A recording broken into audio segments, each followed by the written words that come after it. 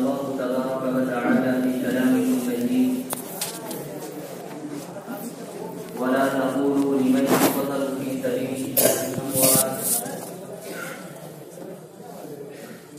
وقال النبي صلى الله عليه وسلم: من صلى علي عند قبري سمعته،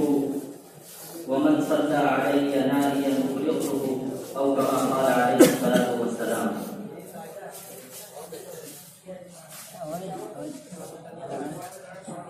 سامعین برادر کی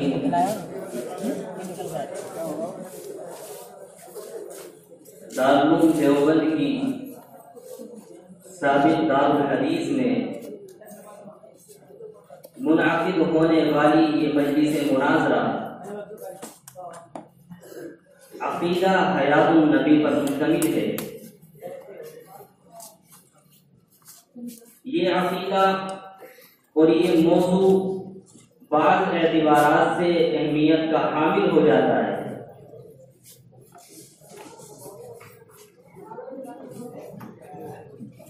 مناظرہ جن موضوعات پر ہوا کرتا ہے ان میں کسی خاص فریق کو مقابل سمجھ کر کے گفتگو کی جاتی ہے، لیکن عقیدہ حیات النبی ایک ایسا موضوع ہے کہ اس موضوع پر اگر ایک طرف غیر مخالفیت ہے تو دوسری طرف بریلویت ہے۔ یہ موضوع الفاظ دیگر اپنی اہمیت کا حامل اس وجہ سے بھی ہے کہ اس موضوع پر بعض جماعتیں افراط کا شکار ہوئی ہیں اور بعض جماعتیں تفریق کا شکار ہوئی ہیں۔ جو جماعت تفریق کا شکار ہوئی اس کو غیر مقلدیت کہا جاتا ہے، اور جو جماعت افراط کا شکار ہوئی اس کو بریلویت کہا جاتا ہے۔ بریلویت نے افراط سے اس انداز سے کام لیا کہ آپ علیہ السلام کو گلی اور کوچوں میں ہی نہیں بلکہ اپنے گھروں میں بھی حاضر و ناظر سمجھ لیا، اور غیر مقلدیت نے تفریق سے اس انداز سے کام لیا کہ آپ علیہ السلام کے وجود کو روضہ اقدس سے بھی مٹا دیا۔ اس کے درمیان حد اعتدال اگر قائم کی ہے تو علماء دیوبند نے جمہور کے مسلک کو اختیار کرتے ہوئے اس بات کی وضاحت کی کہ آپ علیہ السلام نہ تو بریلویوں کے عقیدے کی طرح گلی اور کوچوں میں موجود ہیں اور نہ ہی غیر مقلدیت کے عقیدے کی طرح آپ روضہ اقدس سے مٹے ہوئے ہیں، بلکہ آپ اپنے جسد اصلی کے ساتھ روضہ اقدس میں موجود ہیں۔ اور حضور علیہ السلام کے جسم مبارک سے جو مٹی ملی ہوئی ہے، جو جسم مبارک سے جو مٹی لگی ہوئی ہے، وہ زمین و آسمان ہی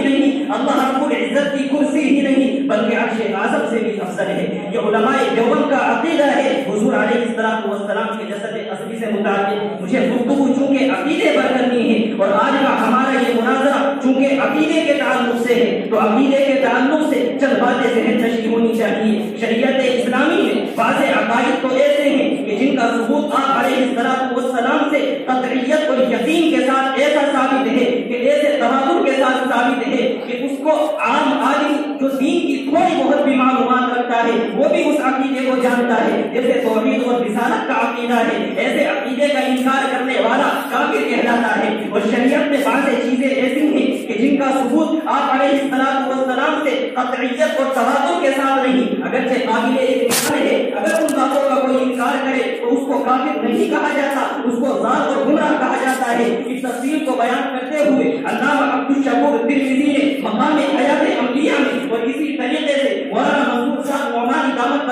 علیہ الرحمہ نے اپنی کتاب دین و شریعت کے صفحہ 110 پر نقل فرمایا کہ جب تم نے اس بات کو سمجھا تو پھر سمجھنا کہ عقائد دو قسم کے ہوئے، بعض عقائد قطعی ہیں اور بعض عقائد ظنی ہیں۔ قطعی عقائد ضروریات دین میں ہیں، ظنی عقائد ضروریات دین میں نہیں۔ قطعی عقائد کا انکار کرے تو کافر ہوگا، ظنی عقائد کا انکار کرے تو کافر نہیں ہوگا۔ اسی گفتگو کو کیا ہے تو شرح عقائد کے شارح علامہ عبدالعزیز فرحانی علیہ الرحمہ نے شرح عقائد کی شرح ابراز صفحہ نمبر 598 پر فرماتے ہیں عقائد دو قسم کے ہیں، بعض عقائد قطعی ہیں، بعض عقائد ظنی ہیں۔ عقیدہ قطعیہ کا منکر کافر ہوتا ہے، عقیدہ ظنیہ کا منکر کافر نہیں ہوتا۔ عقیدہ قطعیہ کے لیے قطعی دلائل ضروری ہے، ظنیہ انبیاء کے لیے ضمنی دلائل کافی ہوا کرتے ہیں۔ جب آپ نے اس بات کو سمجھا تو اب یہاں سمجھنے کی بات یہ ہے کہ آج کا مناظرہ جس موضوع پر ہو رہا ہے عقیدہ حیات النبی، عقیدہ حیات النبی علامہ عبدالشکور ترمذی کی صراحت کے مطابق عقائد قطعیہ میں سے نہیں بلکہ عقائد ظنیہ میں سے، اور عقیدہ ظنی ہوا کرتا ہے اس کے منکر کو کافر نہیں کہا جائے گا، لہذا غیر مقلدین کو کافر اس سلسلے میں نہیں کہا جاتا۔ کوئی دوسرا مماثل ہو اس کو بھی کافر نہیں کہا جائے گا۔ اس موضوع کی اہمیت اس وجہ سے بھی ہے،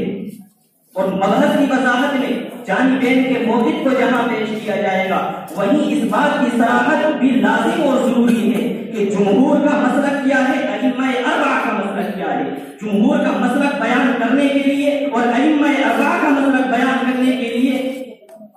ضروری یہ چیز ہوتی ہے کہ ایک طرف بریلویت ہے اور ایک طرف غیر مقلدیت ہے۔ ہمیں بریلویت کو سامنے رکھ کر کے اس بات کو واضح کرنا ہوگا کہ جمہور کا اور ائمہ اربعہ کا مسلک وہی ہے جو علماء دیوبند نے تسلیم کیا ہے، اور غیر مقلدیت کو سامنے رکھ کر کے بھی ہمیں اس بات کی وضاحت کرنی ہوگی۔ ایک جماعت مماتیت ہے، مماتی لوگ اپنے آپ کو دیوبندی کہتے ہیں، تو ان مماتیوں کو سامنے رکھ کر کے ہمیں اکابر علماء دیوبند کے موقف کی بھی وضاحت کرنی پڑے گی اور اکابر علماء دیوبند کی تصریحات کو بھی پیش کرنا پڑے گا۔ تو مبحث کی وضاحت میں جہاں قرآن و حدیث کے سوا جمہور کے اتفاق کو، ائمہ اربعہ کے اتفاق کو بیان کیا جائے گا، وہی ساتھ ساتھ علماء دیوبند کا متفقہ موقف اور عقیدہ کیا ہے اس کی بھی وضاحت کی جائے گی۔ خیر میں یہ کہہ رہا تھا کہ آپ علیہ الصلوۃ والسلام کی حیات کے تعلق سے جو عقیدہ ہے، عقیدہ حیات النبی، کہ آپ علیہ الصلوۃ والسلام زندہ ہیں، سوال یہ پیدا ہوتا ہے کہ عقیدہ حیات النبی کا تعلق کون سے عالم سے ہے؟ عالم دنیا سے ہے، عالم آخرت سے ہے، یا عالم برزخ سے ہے؟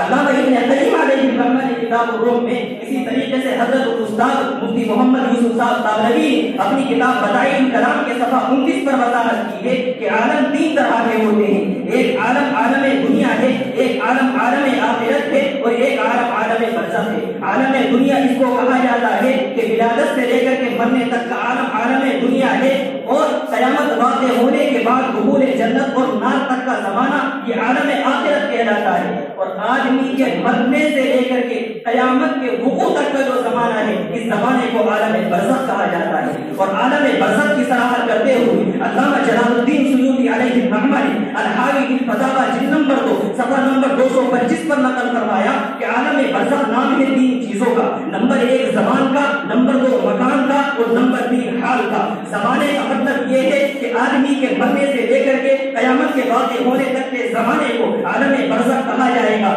مکان کا مطلب یہ ہے کہ میت کے قبر سے لے کر کے زمانے کو، علیین اور سجین تک کی جگہوں کو عالم برزخ کہا جائے گا۔ اور حال کا مطلب یہ ہے کہ میت راحت میں ہے یا تکلیف میں ہے، اس چیز کے بیان کرنے کو عالم برزخ کہا جائے گا۔ جب آپ نے اس بات کو سمجھا کہ میت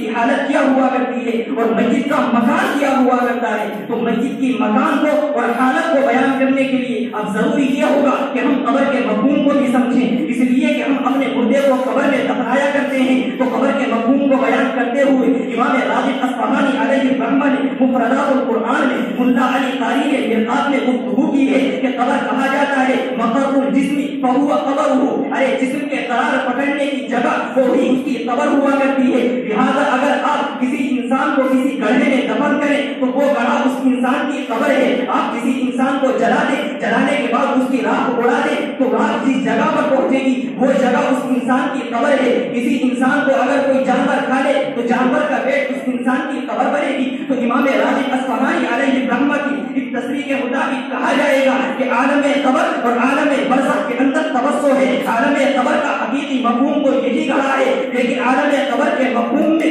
دریا کا پانی بھی آئے گا، عالم قبر کے مفہوم میں جانور کا پیٹ بھی آئے گا۔ کیوں؟ اس لیے کہ اگر کسی انسان کو جلا کر کے اس کی راکھ اڑا دی جائے تو راکھ اڑانے کے بعد وہ راکھ جس مقام پہ پہنچی ہے تو اس مقام کو بھی عالم قبر اور عالم برزخ میں شمار کیا جائے گا۔ تو عالم قبر اور عالم برزخ کا مفہوم وسیع ہے۔ عالم قبر کا حقیقی مفہوم اگرچہ یہی گڑھا ہے، لیکن مجازی اعتبار سے عالم قبر اپنے اندر توسع لیے ہوئے ہیں۔ اور چونکہ علامہ جلال الدین سیوطی علیہ الرحمہ فرماتے ہیں کہ عالم قبر میں مردے کو راحت بھی ہوتی ہے، تکلیف بھی ہوتی ہے۔ اب کوئی آدمی کہہ سکتا ہے نا کہ جب مردے کو تکلیف ہوتی ہے ہمیں تو نظر نہیں آتا، ہم مردے کو قبر میں دفناتے ہیں تو تو اس کی تو ہڈیاں ہو جاتی ہیں، تو مردے کی تکلیف ہمیں نظر نہیں آتی، مردے کی راحت ہمیں نظر نہیں آتی۔ تو شاہ ولی اللہ محدث دہلوی نے حجت اللہ البالغہ جلد نمبر 1 صفحہ 75 پر فرمایا کہ اگر تم عذاب قبر کو سمجھنا چاہتے ہو تو اس کو یوں سمجھنا جیسے امور ملکوتیہ ہے۔ ارے آپ علیہ السلام پر جبرائیل امین آتے تھے، صحابہ جبرائیل کے آنے کا اعتقاد رکھتے تھے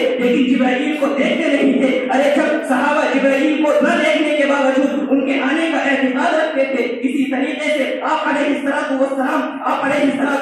پر جبرائیل آتے ہیں، صحابہ دیکھتے نہیں، اعتقاد رکھتے ہیں۔ اسی طریقے سے عذاب قبر دیکھتا نہیں لیکن اس کا اعتقاد رکھا جائے گا۔ شاہ صاحب دوسری وجہ بیان فرماتے ہیں کہ تم عالم قبر کو یوں سمجھنا جیسا کہ عالم خواب ہوا کرتا ہے۔ کوئی آدمی خواب دیکھتا ہے تو خواب دیکھنے والے کی چیز میں ایک چیز، خواب دیکھنے والے کے حق میں ایک چیز مشاہد ہوتی ہے، دوسرا آدمی خواب نہیں دیکھتا تو نہ دیکھنے والے کے حق میں وہ چیز غیر مشاہد ہے۔ لیکن آپ جانتے ہیں کہ خواب دیکھنے والے کے خواب کو جھٹلایا نہیں جاتا، تو جب آپ ایک غیر مشاہد چیز کو مشاہد مان لیتے ہیں تو عالم برزخ میں اگر کوئی چیز نظر نہ آئے، عالم قبر میں کوئی چیز نظر نہ آئے تو اس کو تسلیم کیوں نہیں کرتے؟ شاہ صاحب ایک تیسری وجہ بیان فرماتے ہیں کہ اللہ رب العزت مسبب الاسباب ہے لیکن اللہ اسباب کا محتاج نہیں۔ ارے اللہ نے تکلیف پیدا کر دی لیکن سانپ کا محتاج نہیں، اللہ نے راحت پیدا کر دی جنت کی کھڑکی کا محتاج نہیں۔ تو اللہ رب العزت مردے کو قبر کے اندر تکلیف دے یا مردے کو قبر کے اندر راحت دے وہ بنا اسباب کے پیدا کر سکتے ہیں، وہ بندے کو نظر نہیں آ سکتی۔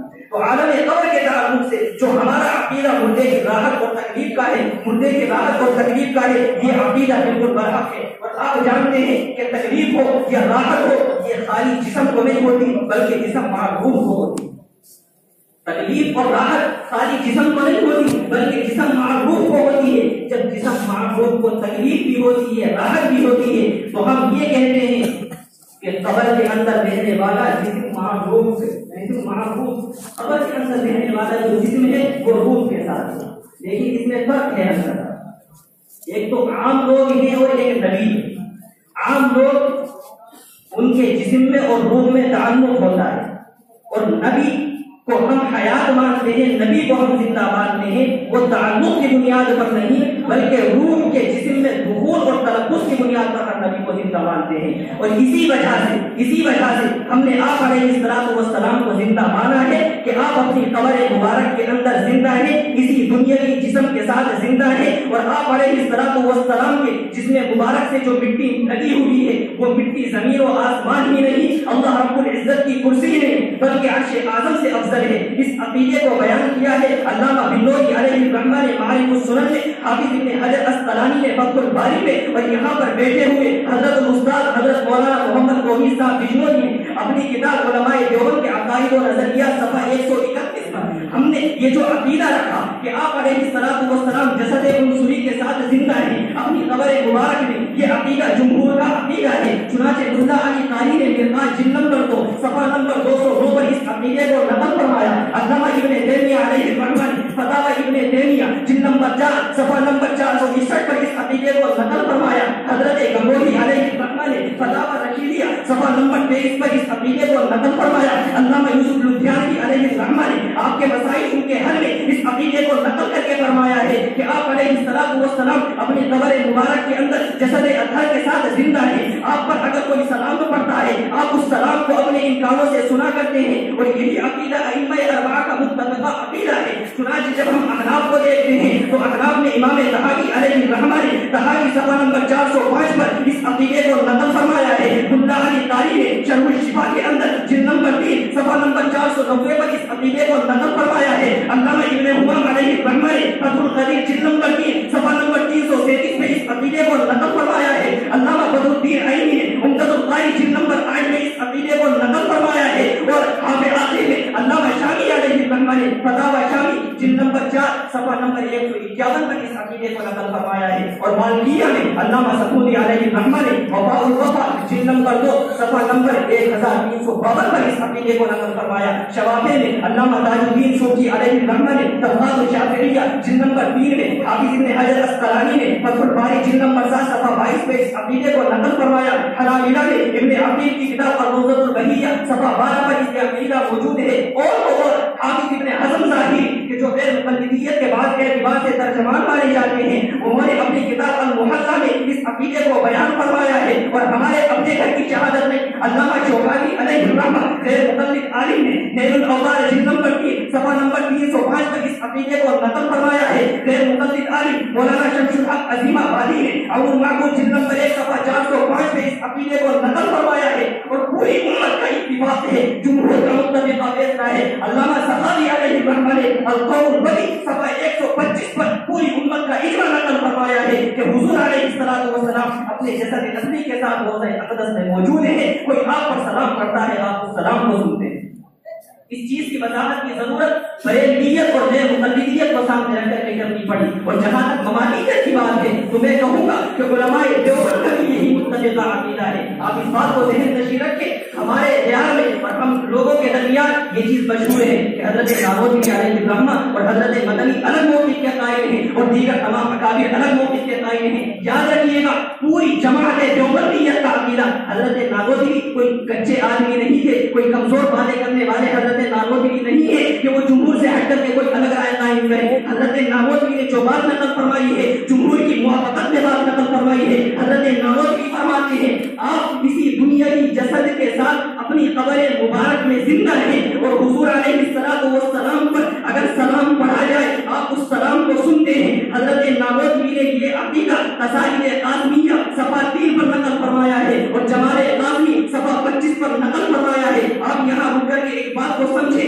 کہ علماء دیوبند کا عقیدہ اور علماء دیوبند کی کتابیں چونکہ اردو میں موجود ہیں، تو اردو میں جب بات کی جاتی ہے تو الفاظ کا اور تعبیرات کا فرق ہوتا ہے نا، تو الفاظ اور تعبیرات کا فرق ہوا ہے۔ بعض لوگوں نے کہا نبی کو حیات برزخی حاصل ہے، بعض نے کہا نبی کو حیات دنیاوی حاصل ہے، بعض نے کہا نبی کو حیات جسمانی حاصل ہے، بعض نے کہا نبی کو حیات روحانی حاصل ہے، بعض نے کہا نبی کو حیات حسی حاصل ہے۔ لیکن آپ اس بات کو سمجھیے گا، تمام باتیں واضح ہوتی چلی جائیں گی۔ جنہوں نے کہا نبی کو حیات برزخی حاصل ہے، ارے برزخ کے معنی پردے کے آتے ہیں، چونکہ وہ زندگی ہماری نگاہوں سے اوجھل ہے اس لیے اس کو حیات برزخی کہا گیا۔ جن لوگوں نے کہا نبی کو حیات جسمانی حاصل ہے، مطلب یہ کہ نبی اس دنیا کی جسم کے ساتھ قبر میں موجود ہیں۔ جن لوگوں نے یہ کہا نبی کو حیات روحانی حاصل ہے، ان لوگوں کے کہنے کا مطلب یہ ہے ارے عالم برزخ کے اندر، عالم برزخ میں احوال تاریخ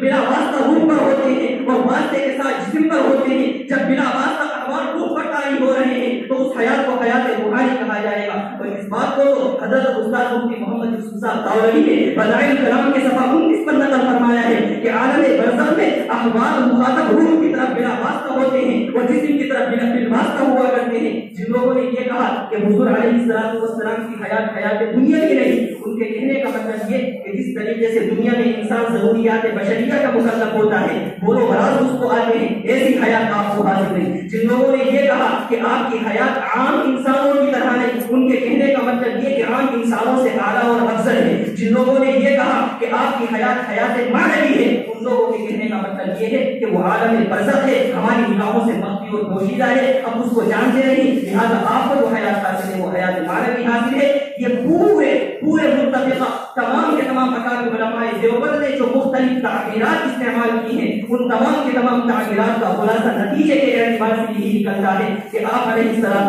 روضہ اقدس میں جسد اصلی کے ساتھ موجود ہیں، اور اس عقیدے کو حضرت تھانوی علیہ الرحمہ نے اسی طریقے سے علامہ کشمیری علیہ الرحمہ نے ملفوظات میں بھی اور اپنی فیض الباری میں بھی اس کو نقل فرمایا، علامہ شبیر عثمانی نے تفسیر میں اس کو نقل فرمایا ہے، اور اس کے علاوہ حضرت مولانا حسین احمد مدنی نے فتاوی شیخ الاسلام صفحہ 130 پر اس کو نقل فرمایا ہے، اور حضرت نانوتوی علیہ الرحمہ نے اس متفقہ عقیدے کو نقل فرمایا ہے۔ تو اس بات کی وضاحت یہ دیتا ہوں، اگرچہ وقت ہو رہا ہے، غلط فہمی کی وجہ یہ ہوئی، دراصل غلط فہمی کی وجہ یہ ہوئی کہ آپ علیہ السلام کی شان کو حضرت نانوتوی علیہ الرحمہ نے اس انداز سے بیان کیا، وہ کسی دوسرے کا حصہ نہیں تھا۔ حضرت نانوتوی بیان فرمانا چاہتے ہیں کہ آپ علیہ السلام پر بہت کیسے تعریف کی۔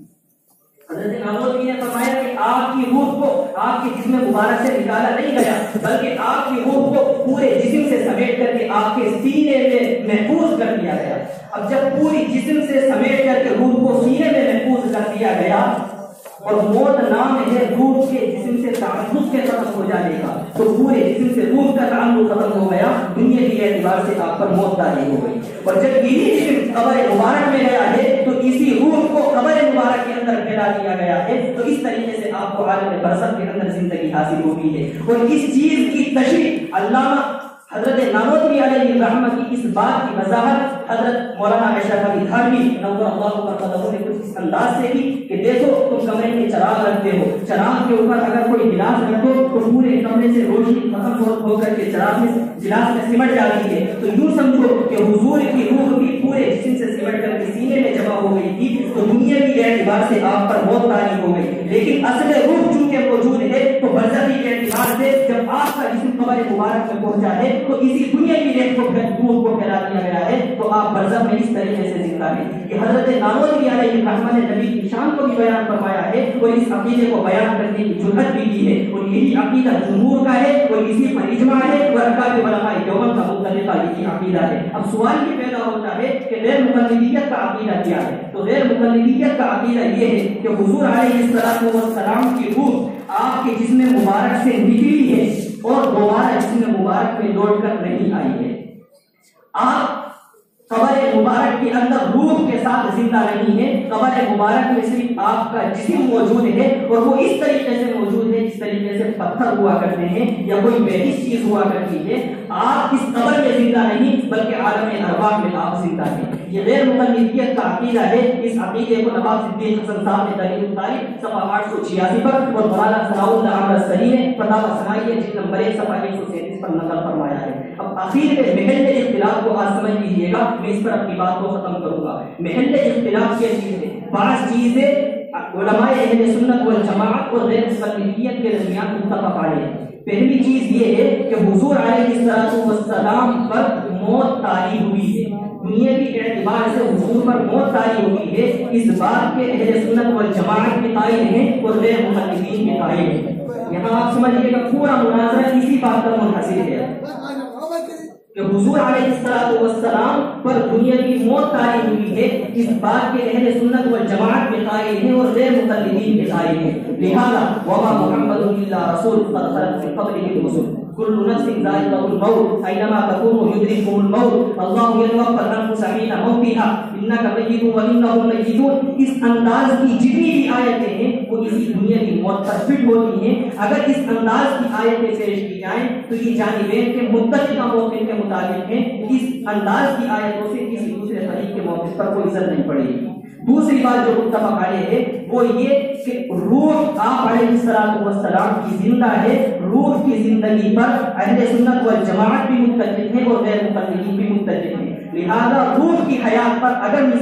دلیلیں پیش کی جائیں تو وہ دلیل قابل اعتبار نہیں ہے بلکہ وہ متفق علیہ چیز ہے۔ تیسری چیز جو متفق علیہ ہے کہ آپ علیہ السلام کا جسم مبارک قبر مبارک میں موجود ہے اور محفوظ ہے، تو موجود اور محفوظ ہونے کو غیر مقلدین بھی مانتے ہیں، اہل سنت والجماعت بھی مانتے ہیں۔ اختلاف چوتھی قسم میں ہے کہ آپ کا وہ موجود اور محفوظ جسم حیات والا ہے یا حیات والا نہیں۔ وہ اہل سنت والجماعت علماء دیوبند کا کہنا یہ ہے کہ حیات والا ہے، جسد عنصری کے ساتھ آپ زندہ ہیں، اور غیر مقلدین کہتے ہیں کہ وہ پتھر کی طرح بیٹھس ہے اور اس میں کوئی شعور نہیں ہے بلکہ آپ عالم ارواح کے اندر زندہ ہیں۔ اس بات کو سامنے رکھ کر کے آپ مناظرہ سنیں۔ اب جانبین کے ترجمان کی ذمہ داری ہوگی کہ وہ اپنے طرف سے حیات کے معنی کی بھی وضاحت کریں، موت کے معنی کی بھی وضاحت کریں اور عالم مثال اور عالم برزخ کی بھی تشریح پیش کریں۔ اللہ تعالیٰ مجھے بھی اور آپ کو بھی کہنے سننے سے زیادہ اپنے موقف کو سمجھنے کی اور اپنے اس موقف پر چلے رہنے کی توفیق مرحمت فرمائے۔